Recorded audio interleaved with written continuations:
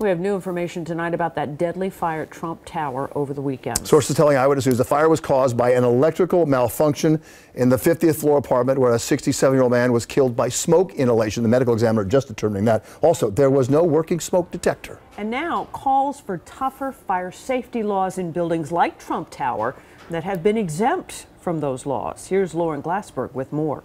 The blaze on the 50th floor of Trump Tower so extreme, most of the usable evidence was incinerated, according to two officials briefed on the probe by FDNY fire marshals.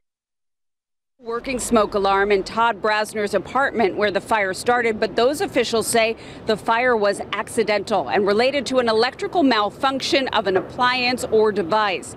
Brassner died from his injuries, and today at City Hall, a call for stricter safety laws. The passive system that's allowed now, which is just the smoke alarms, we don't believe is enough. We've seen enough loss of life at this point to understand that that's not enough.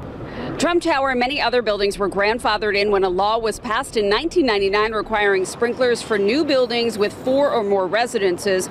But Councilman Robert Cornegy, who chairs the Housing and Buildings Committee, is working on a bill to require those exempted buildings to be retrofitted. The likelihood that this could have been averted had that law at that time included buildings older than 1999.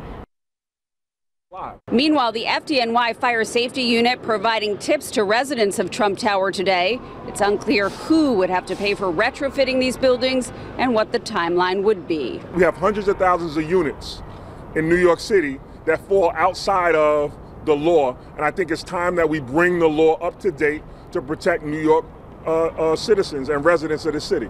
Councilman Cornegy says he isn't taking aim at President Trump and is instead focusing on saving lives, and says adding sprinklers would do just that.